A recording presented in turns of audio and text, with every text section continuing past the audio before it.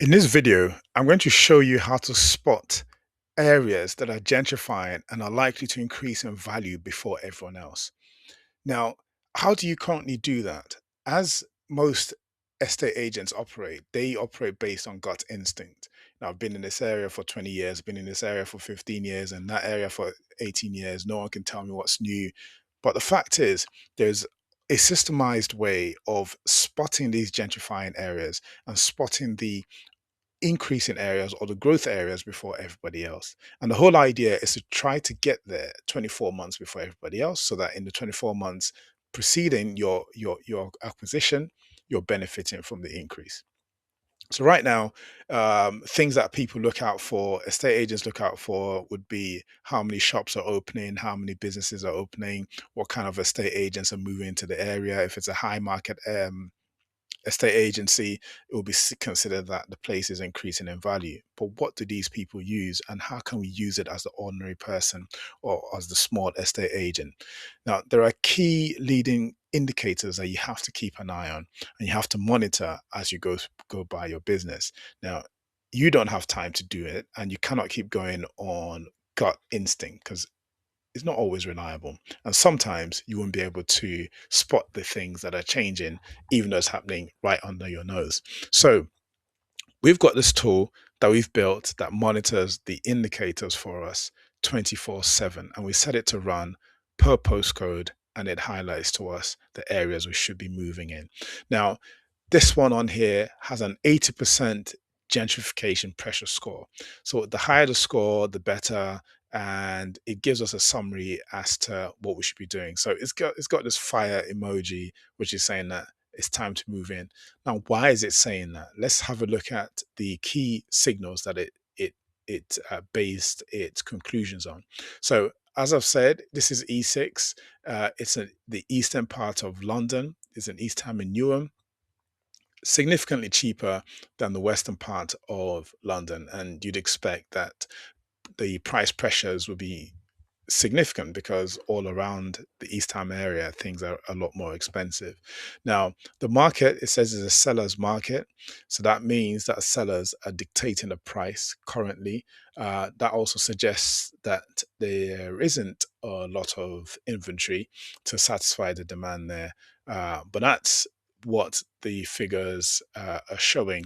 And this report was run just a few days ago. And of all the six signals that it looked at, is saying that six of them pretty much have some positive information hidden. So, what are the six things? So, it looks at the acceleration of price, so the price increase. It's not a significant amount right now, but it's 4.4% higher than it was last year, at least 4.4%. And then it's looking at the rentals in the area and the absorption of the rent, the yield signals, the planning mix, and any new business formations, and significantly, the demographic that's moving in there. So, the report also gives us an investment thesis. So, why is this a gentrifying area, and why should we put our money in there? So, what it's saying is that uh, E6 is firing on all of the gentrification indicators, which is fine. So, this is information that's provided by the tool that we've built, that's using AI to look at the market and is using a lot of intelligence to appreciate what changes are likely to happen in the coming months. Now, one of the key ones is the business formation. So, 233 new companies opened in the last 24 months. So, that's a steady growth, a steady increase.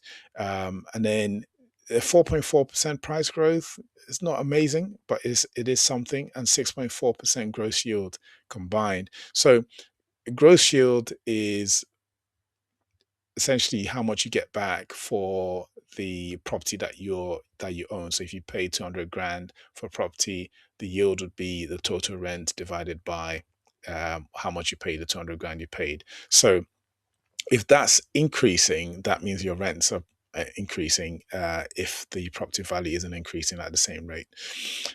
So in terms of the absorption of stock, the very last paragraph, this bit here. So it's saying 5.6 months of inventory. So it's a seller's market.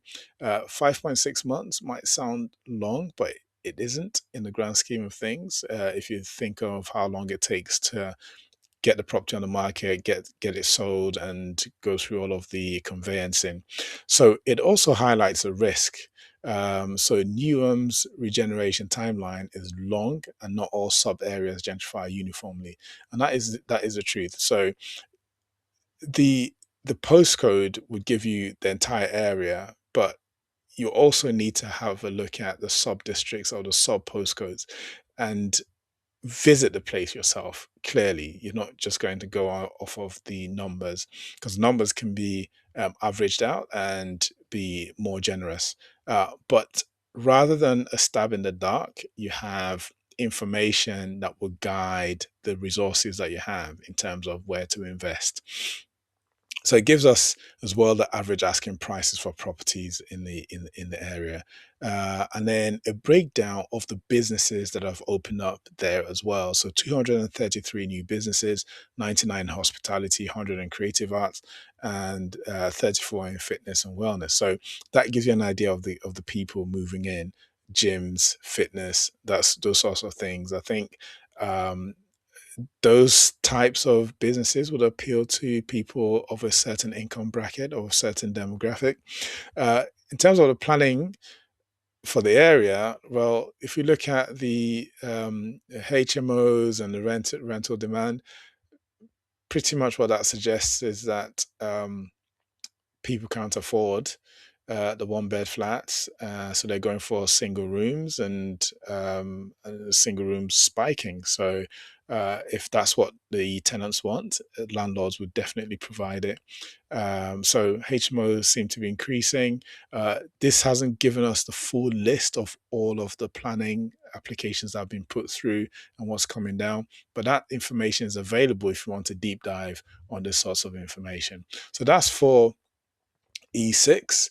You can have a look at something similar for N15, which is Tottenham.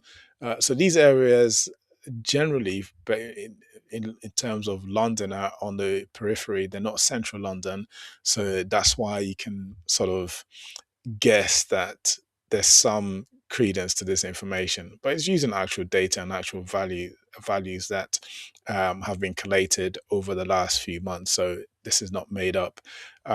So this is information that you can have at your fingertips. So if you're a CEO running your organization, you're not working based on gut instinct. You're working based on data, and it's good to have data along with your experience.